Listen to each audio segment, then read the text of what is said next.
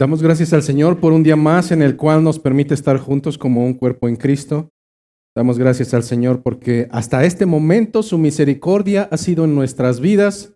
Qué mayor misericordia, hermano, que has podido abrir tus ojos.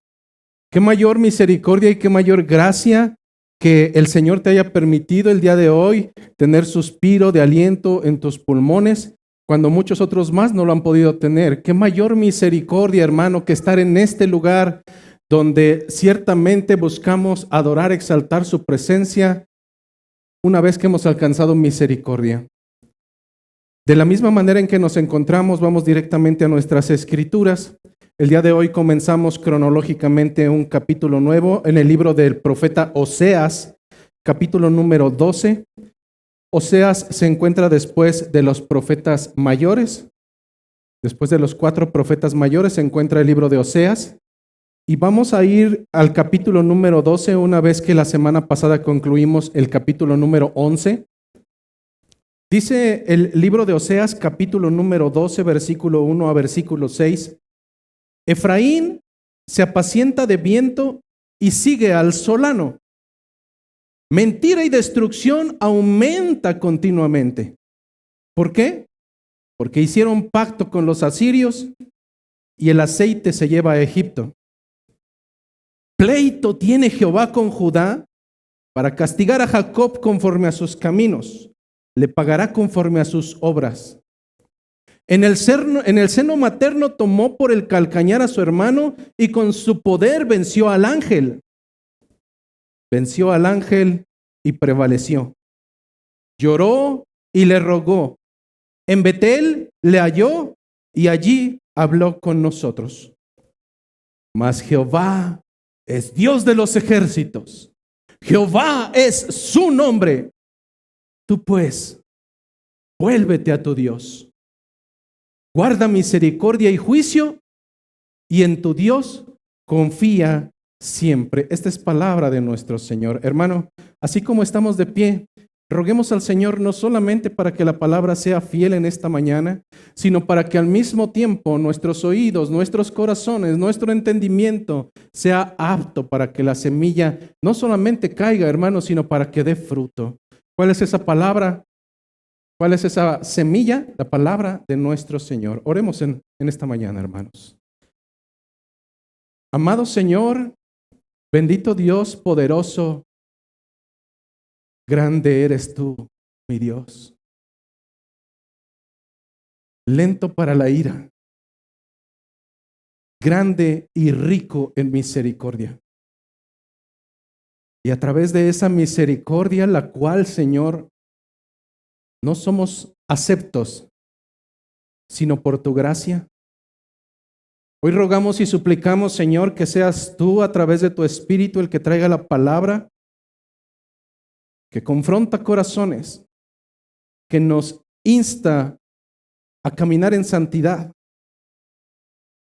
y que nos llama, Señor, a buscar imitar no solamente a Cristo, sino a ser imitadores de Dios como hijos amados. Hoy te ruego, Señor, que seas tú tomando control de mi pensamiento, de mis labios y aún de mi necio corazón.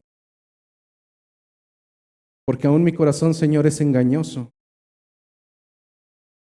Pero tú eres santo. Tú eres santo, tú eres santo. Y en esa misericordia que has traído para cada uno de nosotros, te ruego, Señor, que pongas carbones encendidos en mis labios, que los purifiques para que tu palabra santa sea hoy compartida de acuerdo a tu voluntad. Hoy te lo ruego, Padre bueno, a través del nombre de Jesucristo. Amén. Tomen sus asientos, por favor.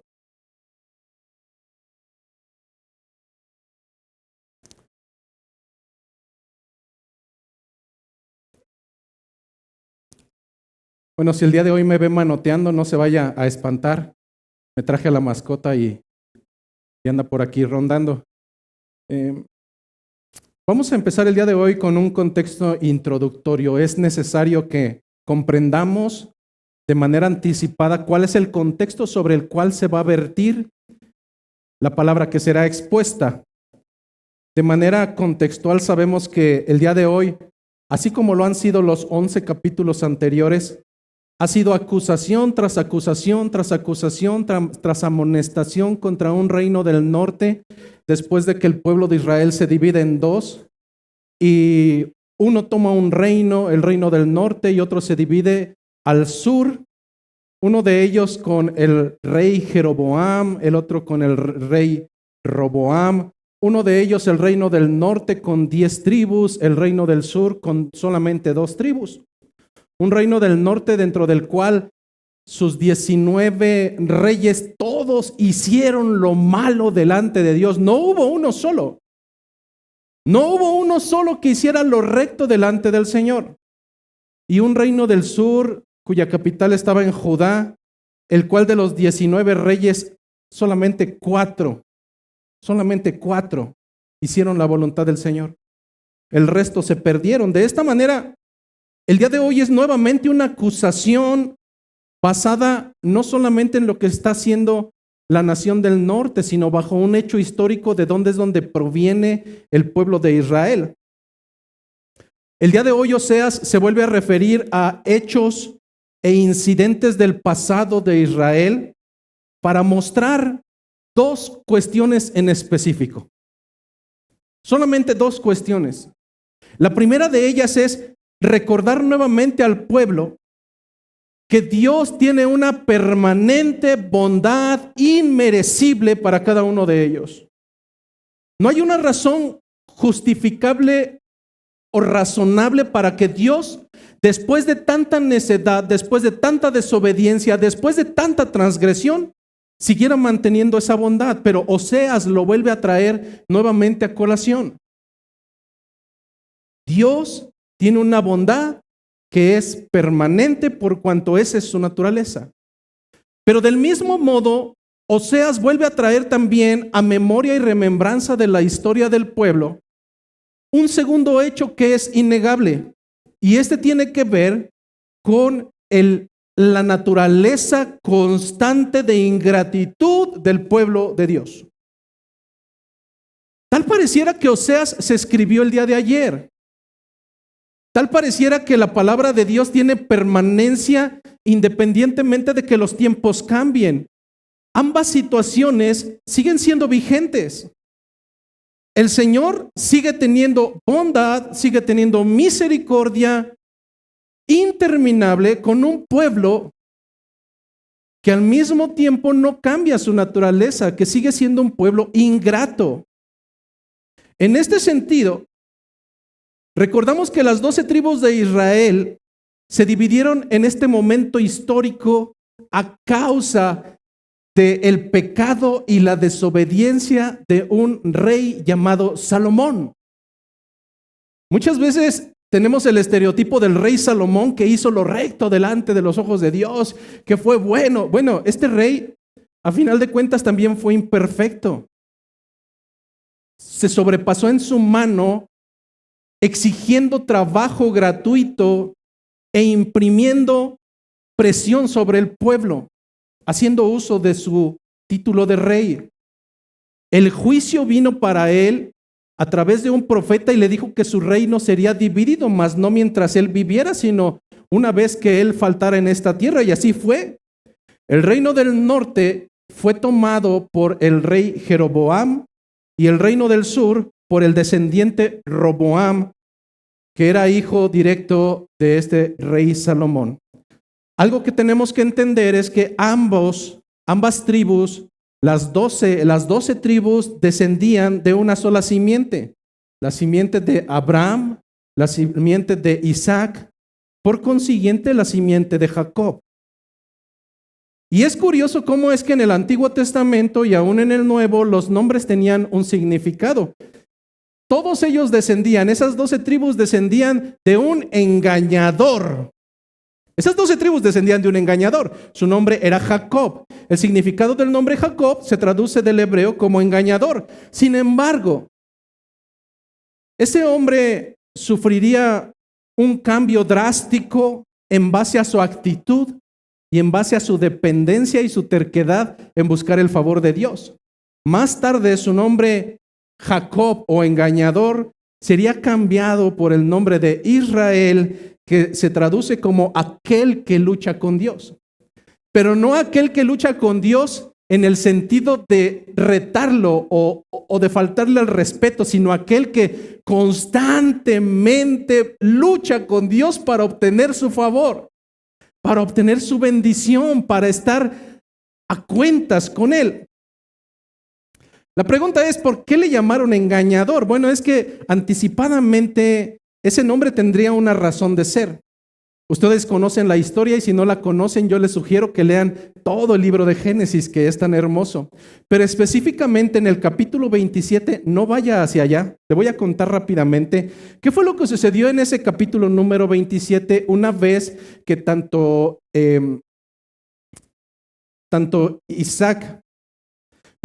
Jacob como Esaú iban creciendo y su padre iba envejeciendo a tal grado que llegó el momento en que pierde la vista y él siente que está a punto de morir.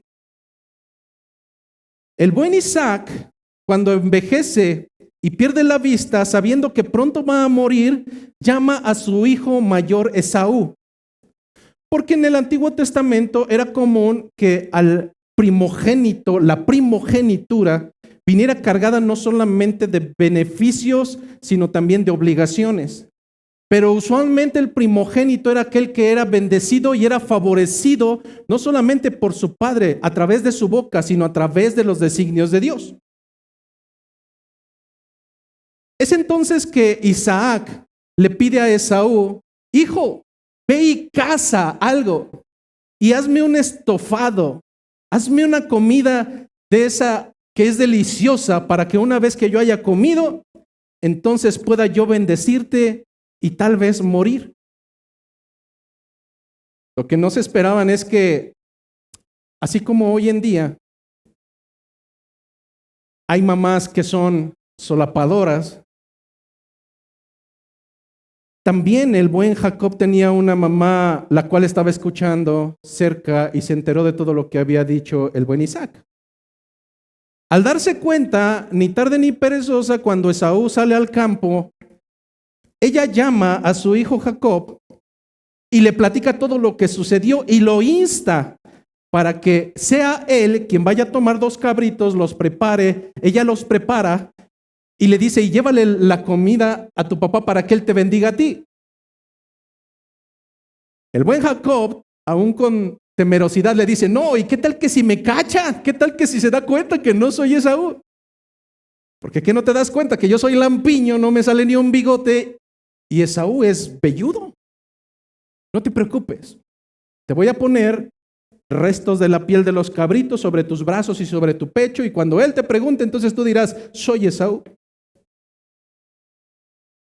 Entonces la madre cubrió las manos y el cuello de Jacob con las pieles del cabrito, y cuando va este joven delante de su padre le dice: ¿quién eres? Tu voz no es la de Esaú, es la voz de Jacob, déjame palparte. Palpa los brazos y dice: ¿en realidad son los brazos de Esaú?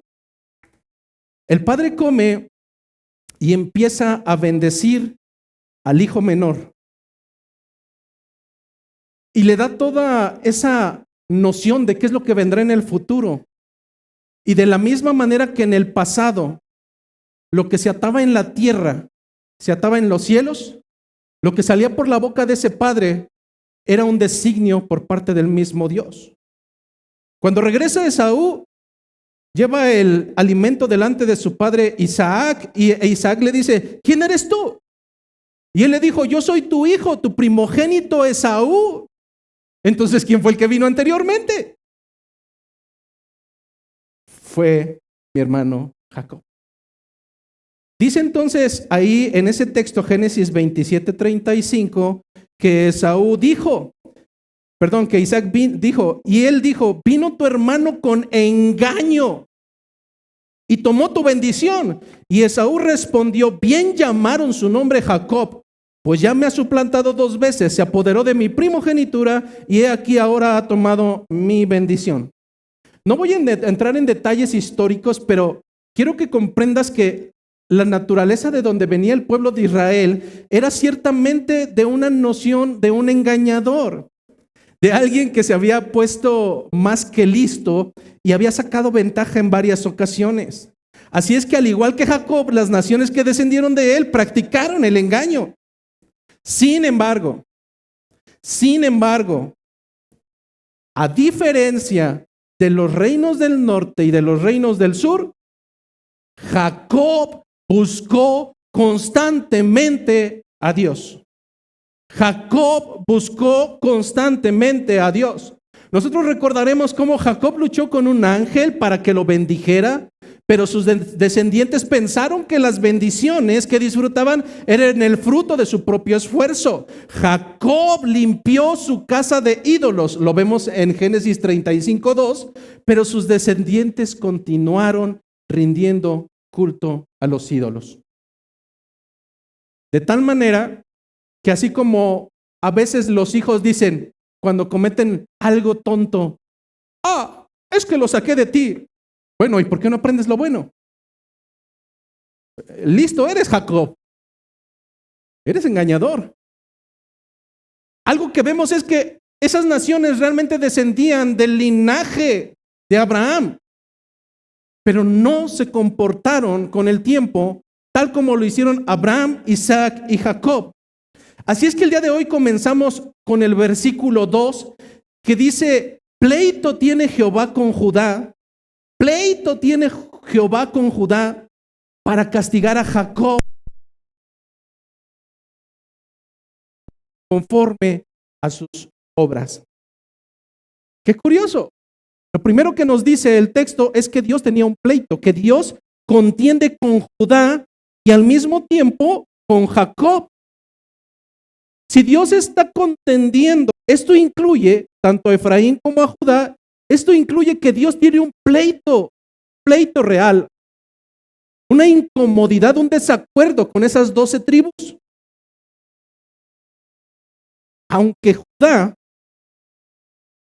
gobernó cierto tiempo con Dios y había sido fiel a los santos, ahora había comenzado a degenerarse.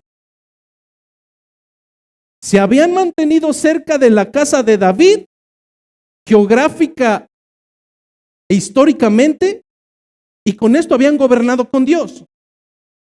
Pero al mismo tiempo también se habían mantenido geográficamente y espiritualmente bajo la casa de Aarón, y por ello se habían mantenido fieles en santidad.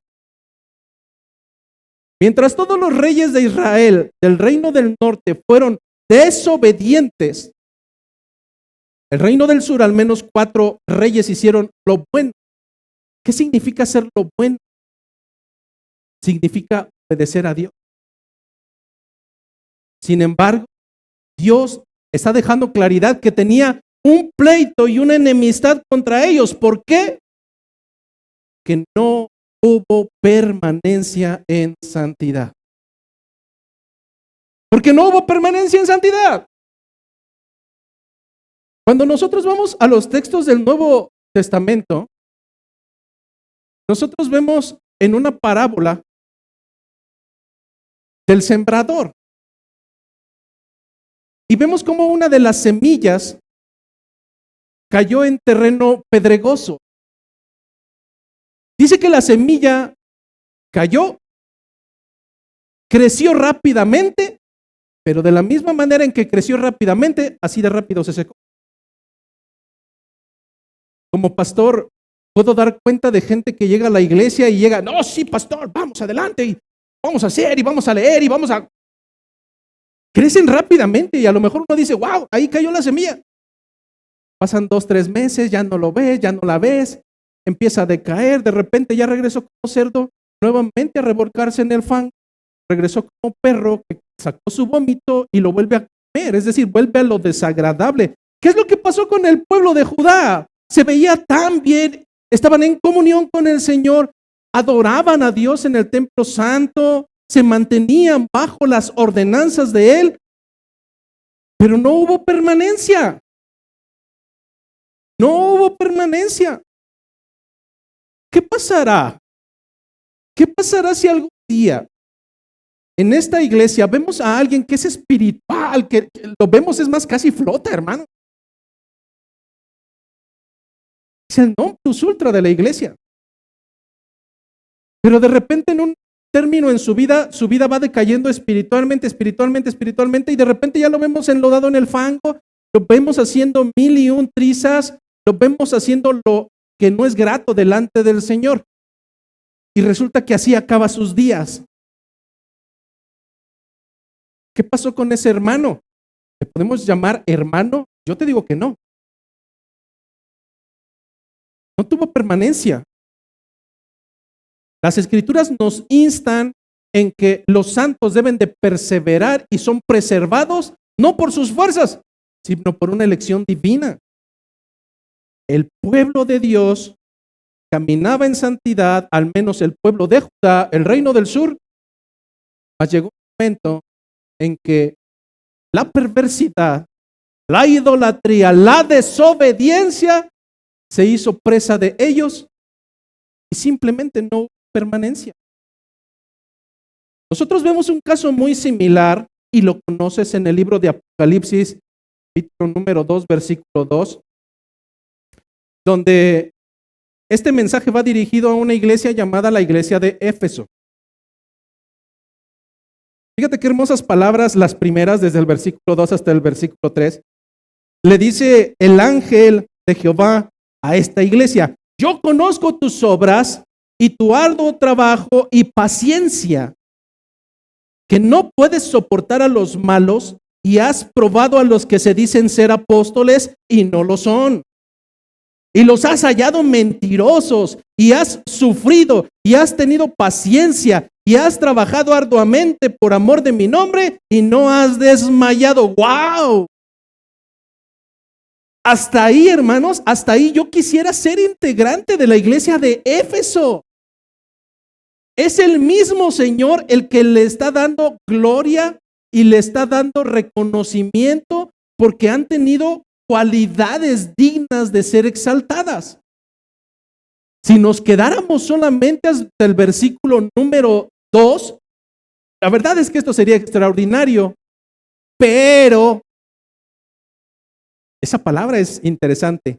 Pero, y así continúa el versículo 4.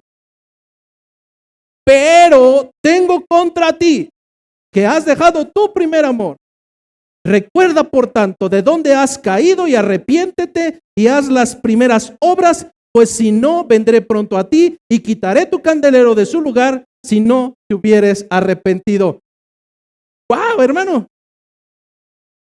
Esto me da entendimiento, al igual que con el pueblo de Israel, que no importa que también vayas, si das marcha atrás y desfalleces, puede haber ibas también, eras santo, ibas caminando en santidad, buscando las cosas, pero ten contra ti que hay una cuestión y no tienes arrepentimiento.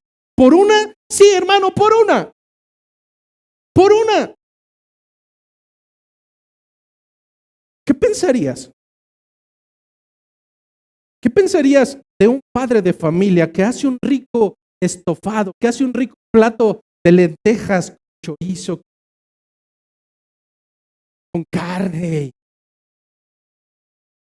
y lo tiene listo ese plato, pero por descuido ve que una mosca se para sobre ese plato y traía sus patitas embarradas de estiércol? Solamente 10 gramos de excremento en ese plato, solamente 10 gramos. La pregunta es, ¿tú se lo darías a tus hijos? Yo no sé. O supongamos que ese mismo plato no se lo quieres dar y le dices a tu hijo: te he preparado este plato de lentejas tan suculentas y exquisitas con carne, pero quiero advertirte que tiene 10 gramos de excremento. ¿Crees que se lo comerá? No, hermano. Es que a veces no comprendemos la santidad. A veces pensamos que Dios es un juez arbitrario, sobornable, que puede permitir 10 gramos de excremento en la santidad, y no es así. El Señor demanda santidad. El Señor no demanda media santidad, 3/4 de santidad. El Señor demanda santidad, santidad, obediencia, obediencia, apartarse de la iniquidad. Apartarse de la iniquidad. Las iglesias hoy se pierden porque no se les predica a Dios, porque piensan que es un juez barato. Las escrituras me dan entendimiento de que si bien el hombre puede tener ciertos aciertos, esto no los librará de la corrección por aquellas cosas en las que tiene equivocación. ¿Por qué? Porque Dios es santo. Por tanto, cuanto Dios es santo, su pueblo debe de ser santo. ¿Acaso no recuerdas que a los tibios, a los mediocres los vomita de su boca? Porque el Señor demanda santidad y no medias tintas. Ahora bien, Dios a través de Oseas empezará a recordarle a este pueblo necio de dónde provienen.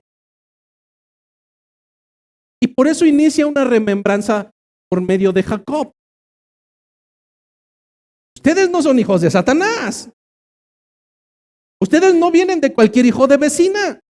Ustedes vienen de la simiente de Jacob, a la cual se le ha dado la promesa de ser mi pueblo y de yo ser su Dios. ¿Qué demandó el Señor? Obediencia, obediencia. Y lo que encontramos en Abraham, Isaac y Jacob, ¿qué fue? Obediencia. Hicieron lo bueno delante de nosotros. Versículo 3.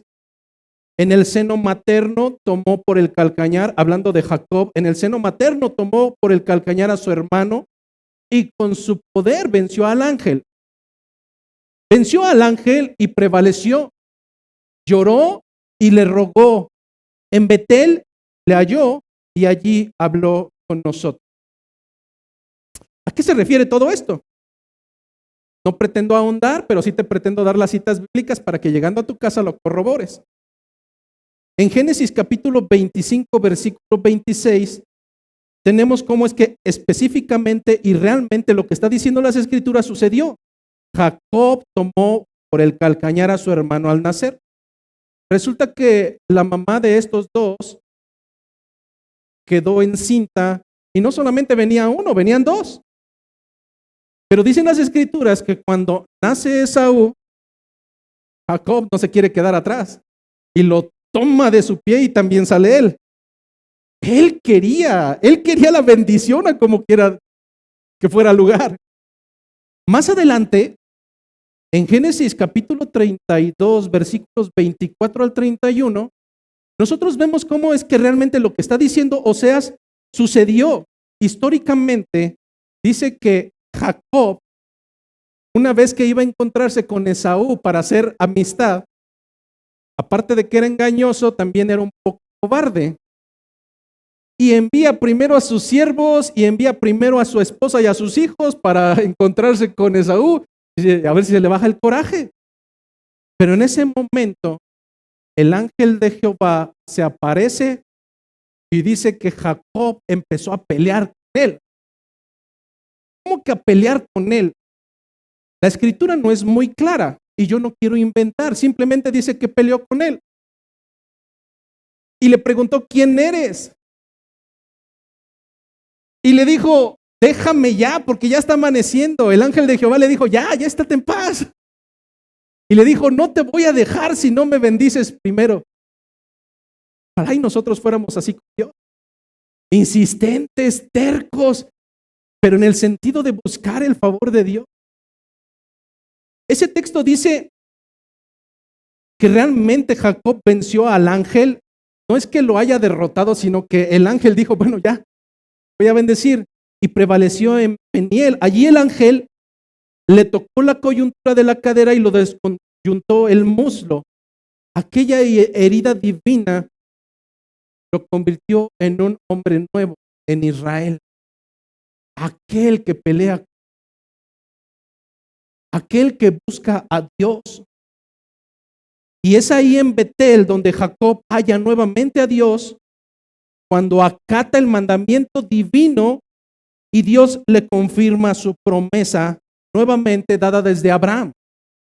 Esto lo vamos a encontrar en Génesis 35. ¿Cuál fue esa ordenanza por parte de Dios, la cual acata. Es una ordenanza que tal pareciera insignificante, pero a final de cuentas es una orden. En las Escrituras vamos a encontrar ordenanzas por parte del Señor. Y de acuerdo a nuestra conveniencia y de acuerdo a nuestro propio pecado, en algunas cosas diremos, esta sí la acato, pero esta no. Esta sí me late, esta como que sí me viene, pero esta no. Y usualmente la naturaleza perversa del ser humano lo lleva a apropiarse de las bendiciones de Dios, pero no apropiarse de las ordenanzas. Porque es difícil obedecer al Señor. El Señor les había dado una ordenanza desde el principio y era que no podían tener dioses ajenos delante de Él, porque Él es fuerte y celoso. No puedes tener otra cosa en primer lugar. No puedes poner algo que ames más que a mí, porque eso es idolatría. Lo que hace Jacob en este texto bíblico de Génesis 35 es ordenar a su familia y a todos los que iban con él que quitaran todos los dioses ajenos y se limpiaran, y en ese momento edificó un templo, un altar a Dios. Parece sencillo, ¿verdad? Vamos a llevarlo a la realidad. Tus hijos paganos escuchan música pagana, ven cosas paganas, hablan cosas paganas.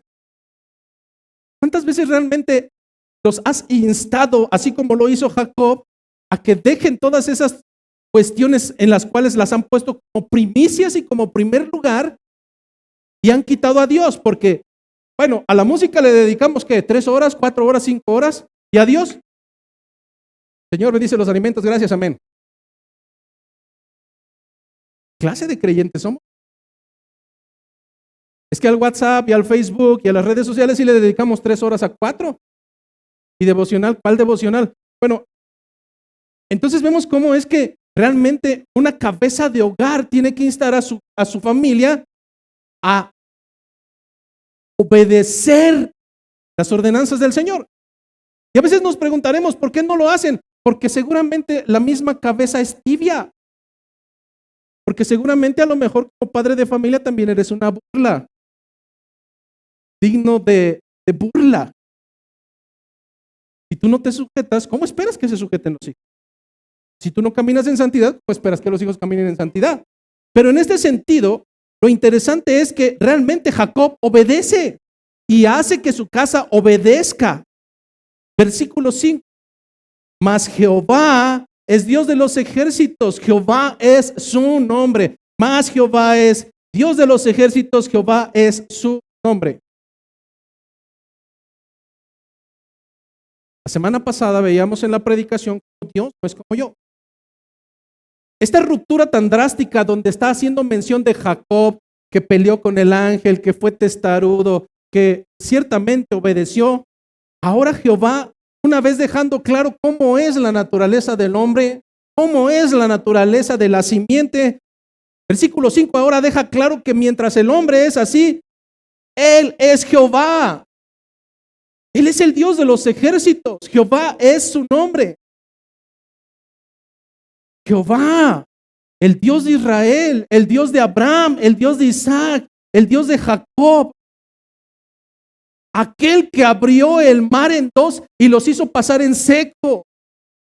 Aquel que una vez que lo humillaron mientras estaba en el monte Sinaí con su siervo Moisés, ellos hicieron una figura de oro y aún tuvo misericordia de algunos de ellos. Aquel Dios, Jehová de los ejércitos, que hizo una promesa y que la estaba cumpliendo aun cuando habían pasado generaciones. Jehová de los ejércitos, aquel que sin haber alimento en medio del desierto, todos los días por misericordia, hacía descender alimento maná del cielo. Aquel Jehová de los ejércitos, fuerte, poderoso, pero además grande en misericordia. Esto es lo que el Señor pidió que recordaran todas las generaciones, que Él era Jehová, Dios de los ejércitos, que Jehová era su nombre. Este debería de ser el memorial que debería de pasar de generación en generación, mas no fue así. El memorial fue olvidado. Abandonaron al Dios de sus padres y cambiaron a este Jehová, Dios de los ejércitos, por figuras de becerros llamados Baales. Uno pudiera decir, ¿cómo es que puedes intercambiar al Todopoderoso, al misericordioso, al fuerte y digno, por un becerro? Por algo creado con tus manos. Bueno, hermano, no estamos muy distantes. Yo también a veces me pregunto lo mismo. ¿Cómo es que el pueblo de Dios puede dejar de lado a Dios por cualquier otra tontería? ¿Cómo es que el pueblo de Dios puede dejar la comunión con Dios por estar en su casa descansando? ¿Cómo es que el pueblo de Dios puede dejar la gloria de Dios por estar en su casa viendo un partido de fútbol, soccer, de fútbol americano, de natación, de Fórmula 1, etcétera, etcétera, etcétera? ¿Cómo es que el pueblo de Dios puede abandonar a su Dios e intercambiarlo por cualquier otra creación humana que, aunque es nuestro familiar, es gentil y es pagano? Oh, pastor, es que no vine porque llegó mi mamá y luego la tuve que atender. Wow, qué hermoso. No estás muy lejano del pueblo de Israel. Intercambiaste al Dios Todopoderoso y pusiste en primer lugar a una pagana. Pastor, lo que pasa es que mi hijo no quiso venir. Wow, bendito Dios. Intercambiaste al Dios Todopoderoso por un hijo que no se sujeta, que es rebelde. Quiere venir, yo no voy a venir. Wow, hermano. Qué patético es esto. Este pueblo olvidó quién era Jehová de los ejércitos. Yo no sé si tú realmente tengas noción de quién es. Que a veces hacemos lo mismo que ellos. Intercambiamos la gloria de Dios, la omnipotencia de Dios, su poderío, su benignidad.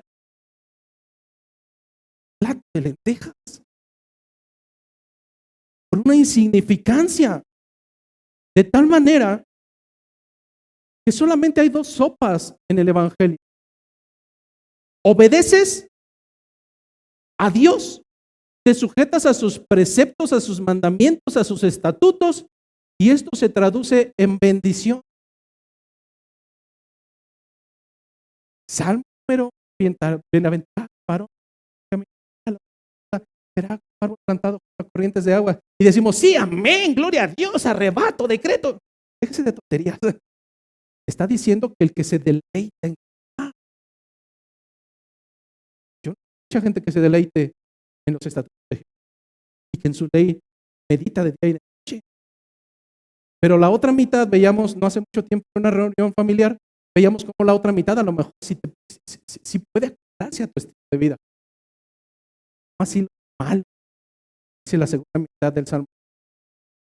En este sentido, la bendición de Dios, y no estoy hablando de riquezas, y no estoy hablando de Ferrari, y no estoy hablando de que se van a multiplicar. No, hermano, estoy hablando de que la benevolencia de Dios viene a través de...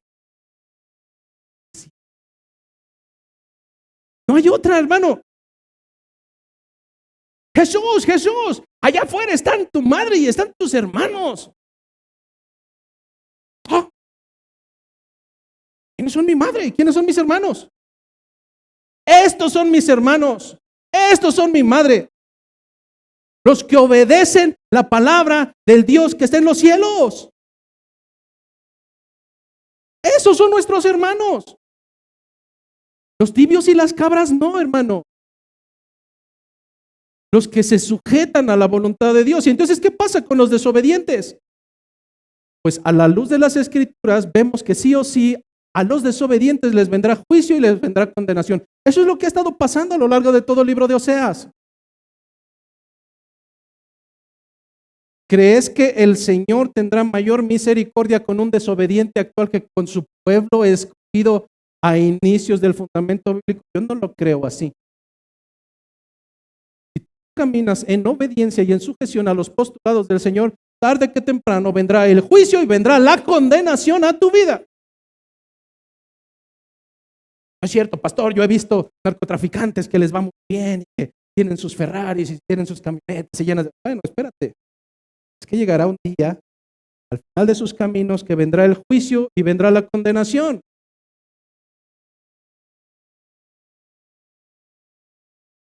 ¿Esperaremos hasta que llegue el día del juicio, hermano? Yo no creo. Porque las Escrituras me dicen que el muerto nada sabe. Tú solamente tendrás hasta tu último aliento de vida para poder estar a cuentas con el Señor. Y lo más preocupante es que en las Escrituras solamente hay uno solo que pudo arrepentirse en los últimos momentos. Uno solo, no hay dos. Uno. Y era un ladrón. Y estaba crucificado al lado de Cristo. Pero la excepción no hace la regla. Joven, esa tontería de que te vas a arrepentir hasta el último momento de tu vida, ¿quién te dice que vas a tener? ¿Quién dice que realmente vas a tener arrepentimiento? ¿Quién dice que no nada más vas a estar asustado y, Señor, perdóname? Amaneces en el infierno. Por tanto, la ordenanza vuelve a ser el encaminarte a los caminos de Dios. Versículo 6. Tú pues, vuélvete a tu Dios. Tú pues, vuélvete a tu Dios. Guarda misericordia y juicio. Y en tu Dios confía siempre. ¿Por qué fue elegido Israel? ¿Por qué fue elegida esa nación? ¿Porque eran buenos? No, eran perversos. ¿Porque eran grandes? No, era la nación más pequeña, insignificante, digna de burla. Si Israel fue escogido por Dios, fue por dos elementos, por gracia y por misericordia, por justicia y por misericordia. Lo que está haciendo Oseas a través de este versículo es exhortar nuevamente al pueblo a que viva bajo estos dos conceptos y rija su vida bajo estos dos conceptos que provienen de Dios, el amor y la justicia, los cuales forman parte del carácter mismo de Dios. ¿Por qué no solo misericordia? ¿Por qué no solamente juicio? Sencillo, hermano. Algunas personas pueden ser tan amorosas, que con ese amor van a justificar el pecado y la perversidad del que está al lado. Resulta que entre nosotros hay un violador y nos damos cuenta. Y lo vamos a disciplinar, pero resulta que somos tan amorosos. No, hermano, no le hagamos nada, ya se arrepintió, abrácenlo, es nuestro hermano, no, ¿cuál? El solo amor nos puede llevar a tener por alto y a pasar por alto la iniquidad de los demás, pero por otro lado, si fuera solamente justicia y se olvida del amor, pues entonces cuando uno solamente es justo y es recto sin amor, o no tiene compasión, tiende a ser un tirano. Por tanto, la justicia sin amor separa a Dios a la gente porque no tiene compasión. Así como la nación de Oseas debía vivir bajo el principio, bajo estos dos principios del amor y de la justicia, la iglesia de hoy debe regirse bajo estos dos mismos conceptos. ¿Qué habrá dicho Oseas que se rigieran bajo la justicia y bajo el amor? Sencillo, hermano. Porque lo que veía con sus ojos era gente sumamente religiosa que realmente no amaba a Dios y que trataba a los demás con injusticia por creerse justo. Cuando hay alguien que en su propia percepción se percibe como justo, como santo, como perfecto, ¿qué crees que va a hacer con los que no se adapten a su estilo de vida? Los va a destrozar, los va a patear, los va a matar. Pero por otro lado, también había personas en esa nación pecaminosa que bajo el concepto de amor pasaba por alto todo lo demás. Bueno, sí la violó, pero pues no le hagamos lo mismo, no paguemos mal con mal. Vamos a perdonarle. La iglesia, al igual que aquel pueblo, debe de regirse bajo estos dos principios. Sin embargo, a la altura de esta predicación, como que creo que ya salieron dos preguntas en tu mente. La primera pregunta es, ¿qué no esta predicación se iba a llamar amistades destructivas, pastor? ¿Acaso se le olvidó el mensaje central o se cuatrapeó y ya nos dio todo el texto y ya no vamos a hablar de esto? Pero surge otra pregunta. ¿Dónde quedó el versículo 1? ¿Por qué empezamos por el versículo 2? Precisamente quiero contestar estas dos preguntas a raíz de ir al versículo número 1. Y vamos a leerlo y a dividirlo en tres partes. Primera parte del versículo número 1. Efraín se apacienta de viento y sigue al solano. ¿Por qué haber comenzado por el versículo número 2 y terminar con el versículo número 1? Ayer platicando con una hermana, me decía, es que actualmente no sé si estoy haciendo bien. Le llamo la atención a mis hijos por sus actitudes, pero me di cuenta que leyendo en el fundamento bíblico no estoy educándolos en amor ni estoy incentivando su vida espiritual. Ella veía solamente las actitudes, pero no estaba viendo la causa raíz de esas actitudes. Hermano, hay que tratar la causa raíz.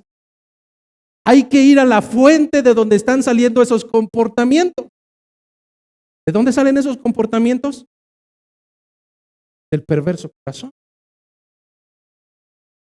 Hasta este momento, los 11 capítulos anteriores han amonestado al pueblo de Israel por un pecado que es el fruto, que se llama idolatría. La pregunta es, si la nación del norte se pervirtió desde un inicio, ¿por qué se pervirtió? ¿Cuál es la causa raíz? Y si la nación del sur duró algún tiempo caminando con el Señor, ¿cómo fue que en algún momento entró la mala semilla y empezó a pervertirse? ¿Cuál fue la causa raíz? Y es precisamente donde vamos a llegar a este concepto que es a veces tan insignificante para la iglesia. A pesar de que se les ha predicado una y otra y otra y otra y otra, y pudiera continuar otra, en que cuiden sus amistades, a la iglesia le importa un pepino cuidar sus amistades. Este pastor está loco. Él no me puede andar prohibiendo ni diciendo con quién me tengo que juntar. Bueno, en esta mañana no quiero decírtelo yo. Quiero que las escrituras te lo digan. Y es que a veces no vemos nada de malo en tener comunión con los gentiles. Una cosa es que tengas que subirte a un autobús que lo conduce un gentil, sentarte frente a gentiles, bajarte y encontrarte con maestros gentiles, compañeros gentiles, eso es una cosa. Pero otra cosa es incentivar mi comunión con los gentiles. ¿Dónde estuviste ayer? Con unos amigos del mundo.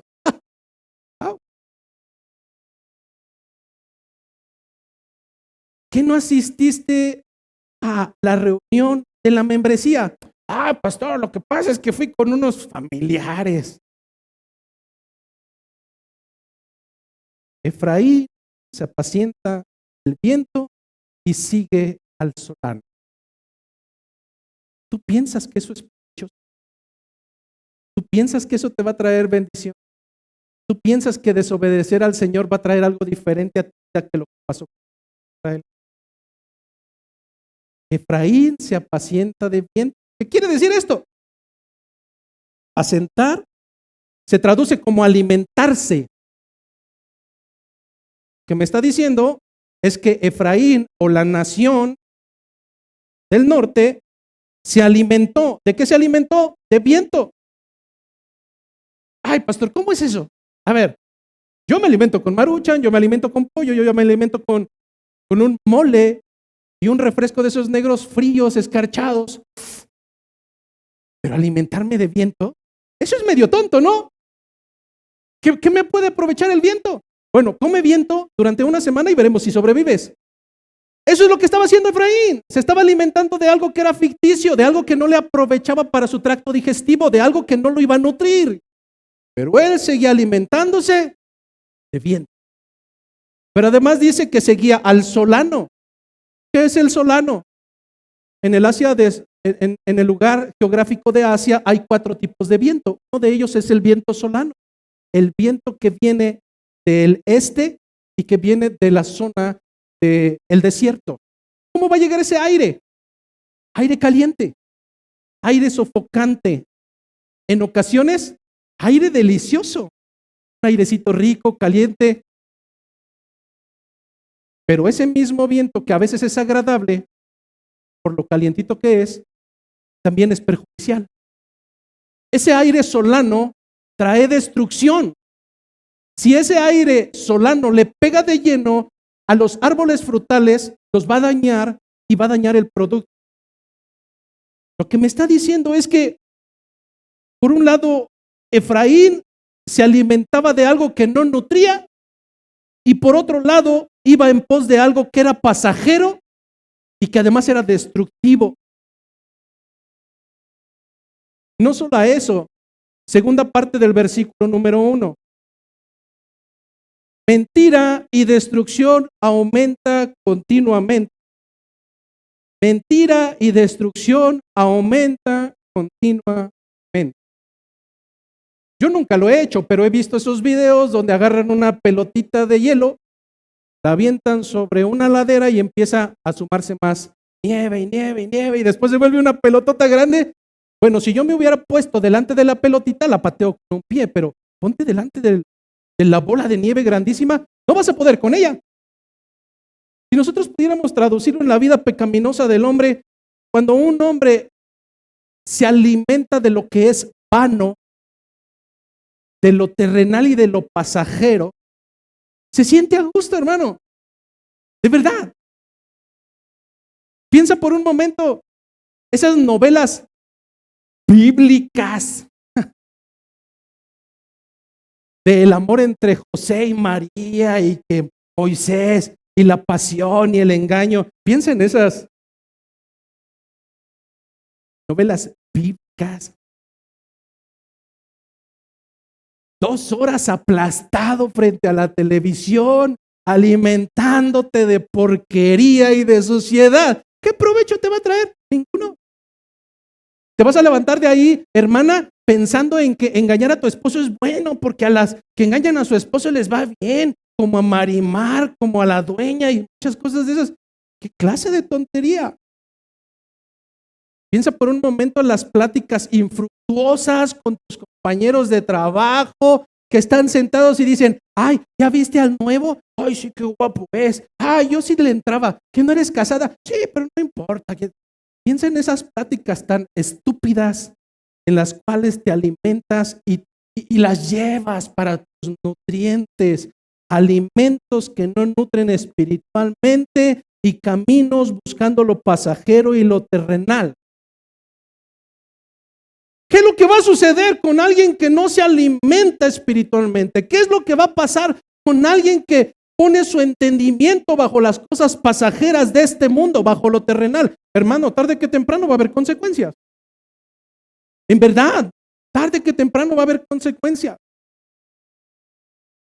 Esos niñitos de Biafra que no comen alimento, que no toman agua, que pasan semanas y meses sin probar algo, ya están mosqueaditos, y tú los ves gorditos y dices, está bien fuerte. No, eso ya es inflamación de intestino.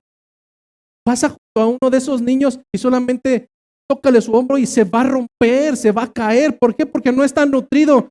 Hermano, espiritualmente, el pueblo de Israel, la nación que era elegida por Dios, se estaba alimentando de algo que no estaba nutriendo, estaba poniendo sus esperanzas en las alianzas con los mundanos, iba en pos de algo que era pasajero y que sin saberlo lo estaba destruyendo.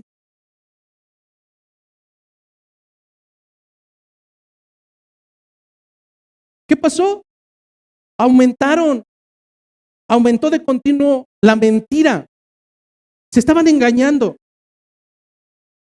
Esas alianzas que estaban forjando con naciones extranjeras y que Dios había prohibido, a ellos les valió y dijeron, vamos. Dios dijo, pero a mí no me importa, yo voy a hacer lo que yo quiera. Por lo tanto, sin saberlo, aumentaba la mentira y también aumentaba la destrucción. Pastor, ¿puede ser posible que algunos de nosotros estemos haciendo exactamente lo mismo? Sí, la respuesta es sí. Pastor, ¿puede ser que alguno de nosotros sin saberlo esté cometiendo la misma falta que el pueblo de Israel por la cual fue recibido el juicio? La respuesta es sí, absolutamente sí. Pero lo más preocupante es que muchos lo están haciendo bajo conciencia. Más preocupante no es que haya habido un descuido en tu vida espiritual. Más preocupante es que los mandamientos, los estatutos, los designios de Dios te los pases por el arco del triunfo y digas, no me importa. No lo estás haciendo por descuido, lo estás haciendo bajo conciencia, pensando que Dios pasará por alto tu desobediencia, así como lo hizo con Israel.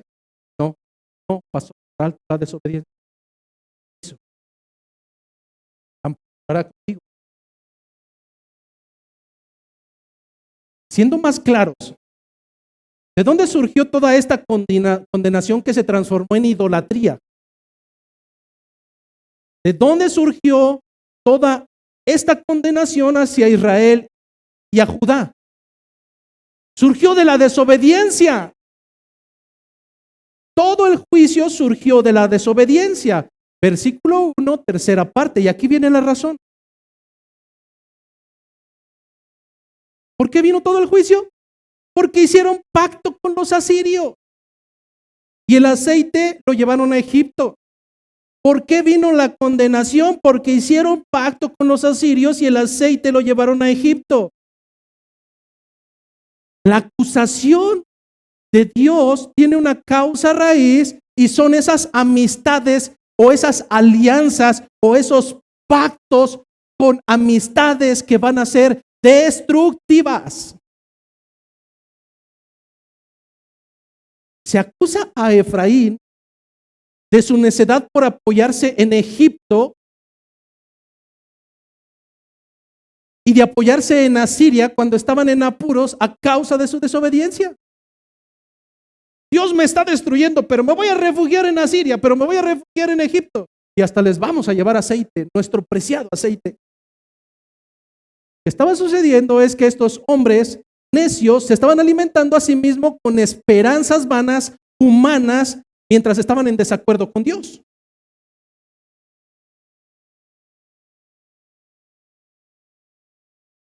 Cuando un hombre, entiéndase en el lenguaje de la Real Academia, cuando un hombre o mujer, excepto hombre por humanidad, confía en las criaturas, confía en el hombre, confía en el ser humano, catalogamos como necio.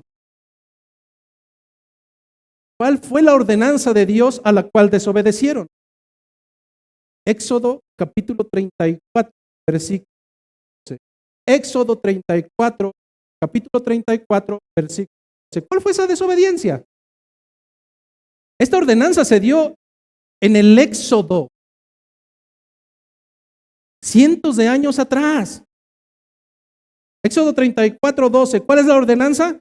Guárdate de hacer alianza con los moradores de la tierra donde has de entrar para que no sean tropezadero en medio de ti. ¿Cuál fue la ordenanza? Guárdate de tener amistad, guárdate de rodearte de los moradores de la tierra donde has de entrar. Guárdate de no contaminarte con aquellos que no son hijos de Dios. Guárdate. ¿Qué parte no entendieron? ¿Qué parte no entendieron ellos? El Señor les dejó claro que si desobedecían, esas mismas naciones iban a ser un tropiezo para ellos. Iban a ser un medio para caer. Y caer significa caer en pecado. Versículo 15. Vienen las consecuencias. Por tanto, no harás alianza con los moradores de aquella tierra. Por si no había quedado claro, lo repite nuevamente. No harás alianza con los moradores de aquella tierra. ¿Por qué? ¡Ay! Que Dios es muy exagerado. ¡Ay! Pues si no quiere que tengamos amistad con los mundanos, pues que nos lleve a otra. ¿Por qué es necesario que esa nación se hubiera sujetado a no tener alianza con las naciones de aquella tierra y a obedecer los designios de Dios? Por una sencilla razón. Porque unirse con ellos, continúa diciendo, porque fornicarán en pos de sus dioses y ofrecerán sacrificio a sus dioses y te invitarán y comerás de sus sacrificios. Piensa por un momento. Tus familiares paganos, y de verdad no estoy diciendo que los detestes, No malinterpretes, no estoy diciendo que los odies, hermano, pero debes de tener cuidado. Tanto te empeñas en enseñar a tus hijos que esto no se hace, que esto no se hace, que hay que adorar a Dios, y llegas allá y hay caguamas, y hay alcohol, y hay maledicencia. ¿Dónde está la congruencia? Y resulta que ya están en medio de ellos para que no se sientan tú, sí, ja. Me río de los chistes, doble sentido. Hermano, está siendo partícipe de ellos, porque fornicarán en pos de sus dioses y ofrecerán sacrificios a sus dioses y te invitarán y serás partícipe de sus sacrificios. Pero la ordenanza iba más allá y tenía otra razón, diciendo versículo 16, o tomando de sus hijas para tus hijos, es decir, casando a tus hijos con ellas, o a ellas casándolas con tus hijas, o tomando de sus hijas para tus hijos y fornicando sus hijas en pos de sus dioses, harán fornicar también a sus hijos en pos de los dioses de ellas. Fíjate, tú esperas que tu hijo desobediente, tu hija desobediente, tenga matrimonio con un no creyente y después, el Señor lo va a cambiar. Wow. Wow. O sea, tú eres el Espíritu Santo, tú eres Dios y tú estás diciendo lo que va a suceder. El mandato fue diferente, hermano. Y más adelante veremos que el mandamiento no cambió. Pastor, qué bueno que ahora no hay naciones extranjeras y extrañas en esta ciudad de Querétaro y nos están invadiendo y entonces no tenemos que cuidarnos. Yo diría lo contrario. Segunda a los Corintios capítulo 6 versículo 14. Amistades destructivas. Segunda a los Corintios capítulo 6 versículo 14. Por cierto, segunda a los Corintios es Nuevo Testamento. Estamos hablando de que ese mandamiento era para el pueblo de Israel. No, este mandamiento sigue vigente. ¿Qué nos está diciendo el mandamiento para ti y para mí? No os unáis en yugo desigual con los incrédulos.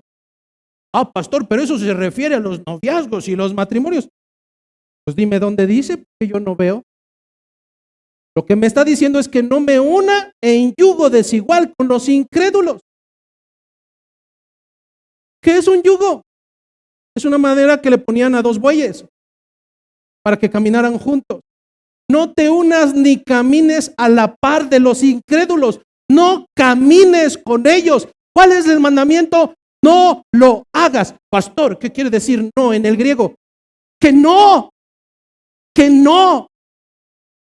No te unas en yugo desigual con los incrédulos. No debes de caminar a la par con ellos. No debes de andar en comunión con ellos.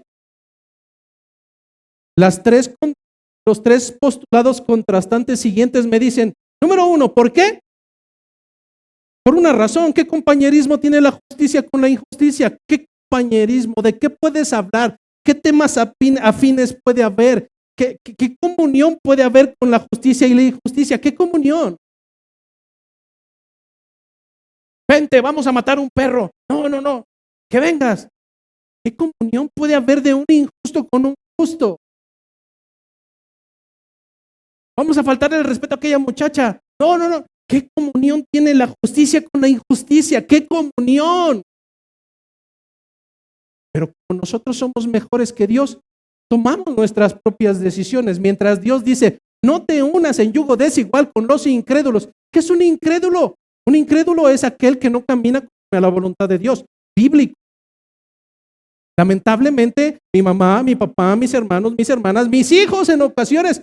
Pero como yo soy Dios, yo hago lo que a mí me plazca. Y retuerzo las escrituras para darle vuelta y decir, no, Dios es amor y Dios me lo permite. No te unas en yugo desigual con los incrédulos, porque ¿qué compañerismo tiene la justicia con la injusticia? Punto número 2. ¿Y qué comunión la luz con las tinieblas? ¿Qué comunión? Hermano Manolo, ¿pudiéramos apagar estas luces y al mismo tiempo tener luz y tinieblas?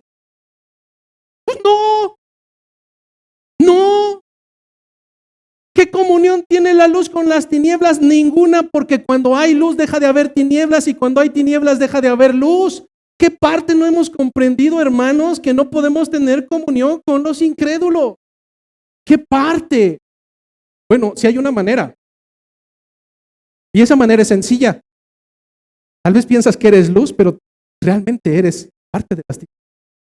Entonces sí se puede. Que tinieblas más tinieblas, mayor tiniebla. Es penoso, hermano, cuando en sus redes publican my best friend. Es una pagana. ¿Qué hay ahí? Más curioso es que probablemente también seas una pagana y por consiguiente no hay problema. No hay distinción. Hablamos lo mismo, caminamos y vemos lo mismo, hacemos exactamente lo mismo. Si esto no fuera totalmente concretado, dice el tercer postulado, ¿y qué concordia Cristo con Belial? ¿Qué amistad puede tener Cristo con Satanás? ¿Qué amistad puede tener Cristo con Satanás? Hermano, si esto no es claro, de verdad, no sé qué esperas. A que lleguen las consecuencias de tu desobediencia porque tú eres Dios y entonces los postulados los pones tú. ¿O qué parte el creyente con el incrédulo? ¿Y qué acuerdo hay entre el templo de Dios y los ídolos? ¿Qué comunión puede haber? Hay un peligro muy alto, hermano.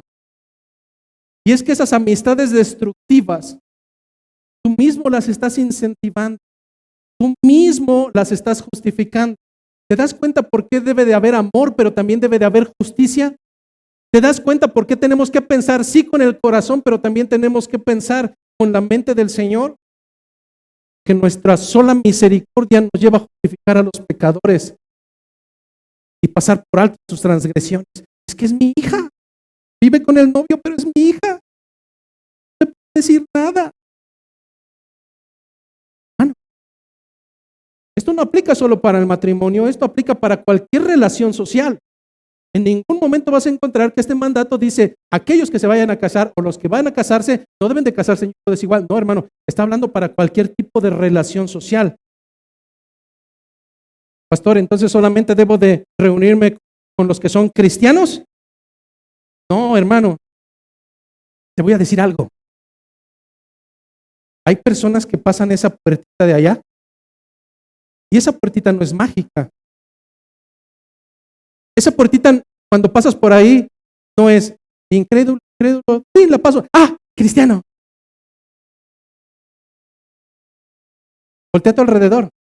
El hecho de que estén sentaditos aquí, que hayan llegado temprano, el hecho de que se vean espirituales, no los hace hermanos en Cristo.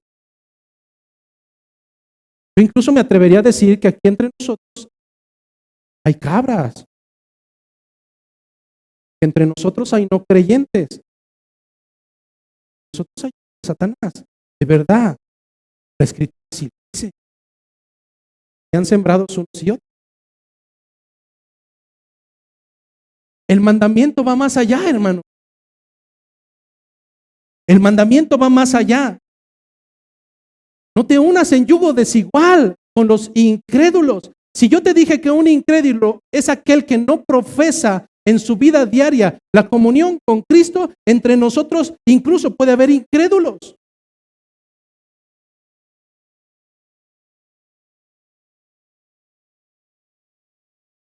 El alimento de viento es alimento que no edifica.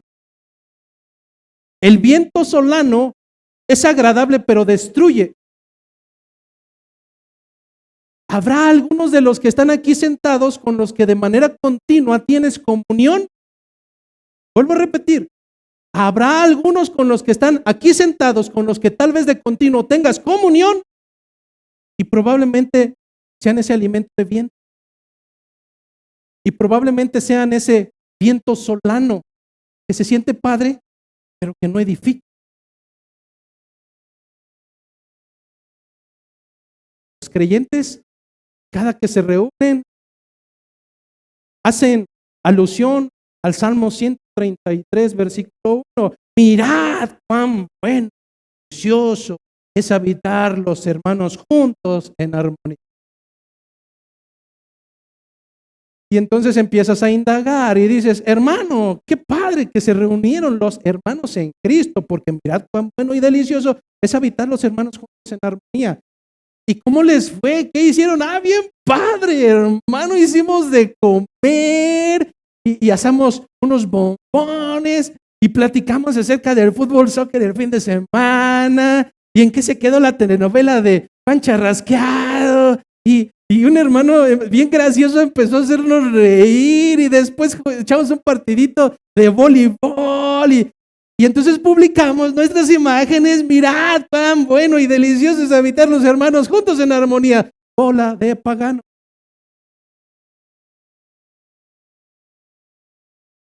¿Hicieron un devocional juntos? No, pero hicimos unos juegos de la silla y que no sé qué, y que quítate cuando deje de sonar la música. Ay, caray. Oraron unos protos, cantaron alabanzas, escudriñaron un rato las escrituras, hablaron acerca de la predicación, se instaron unos a otros a caminar en santidad. No, pastor, bueno, sí oraron, no, bueno, sí, para los alimentos y ya está. Pero mirad cuán bueno y cuán delicioso es habitar los hermanos juntos en armonía. No, hermano, no todo el que le diga Señor, Señor entrará al reino de los cielos. No todos son hijos. Si tus reuniones con los que están aquí son reuniones donde se alimentan del viento y donde siguen los solanos, te tengo que desengañar. Y esa no es una reunión de hermanos, esa es una reunión en yugo desigual. El hecho de reunirme con alguien que está en la iglesia no quiere decir que estoy teniendo una reunión con hermanos. La pregunta es, ¿esa reunión te edifica espiritualmente como creyente? La respuesta es no. ¿Y qué haces ahí? No te unas en yugo desigual con los incrédulos. Ay, pero es que el hermano es bien chistoso y es que nos hace reír tanto. Eso es viento solano. Se siente padre, no sirve absolutamente para nada, al menos para el área espiritual. Si tienes una comunión, incluso con los de aquí, y esa comunión no es edificante, ¿qué haces ahí? Vete. Vete, de verdad, vete. Aléjate de ahí. Porque cuando te inmiscuyes con un yugo desigual, el mandato prioritario en el libro del Éxodo me dice que eso me traería tropezadero. Bueno, yo me junto con unas hermanas y mirad cuán bueno y delicioso es habitar las hermanas. Pero resulta que empieza la reunión y empezamos a hablar de Juanita, la hermana Juanita, y no está, y del hermano Pancho, y de ese pastor malévolo que se cree que qué o qué. ¿Qué haces allí? Huye, porque eso es alimentarse de viento. Eso te traerá mentira y te traerá destrucción. Aléjate de ahí, hermano. Aléjate de ahí. Como iglesia incentivamos y siempre hemos sido partidarios de que convivan los hermanos en Cristo. De que convivan los hermanos en Cristo, los hermanos. Esta iglesia jamás ha prohibido que se reúnan los hermanos en Cristo. Si no se reúnen los hermanos en Cristo, ¿con quién se van a reunir? ¿Con los paganos? Pero hermano, debes de tener sabiduría y pedir discernimiento al Señor, porque aún en medio del pueblo de Dios puede haber reuniones, amistades peligrosas, viento solano que se siente padre, pero no sirve para nada. Alimento, pero que alimento es aire, que en vez de traer edificación y nutrimento, te va a...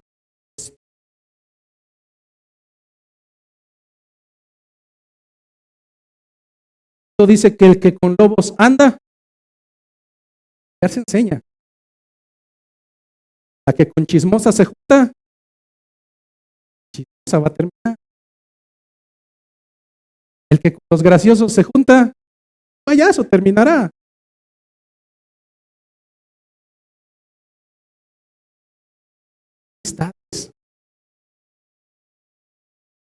Caigas en el mismo error que la nación. Se sentía a gusto con esos profetas que le insoqueaban los oídos, que amaba a esos dirigentes que los llevaban a la perdición. Sí, tengan intimidad todos contra todos. Ay, qué padre.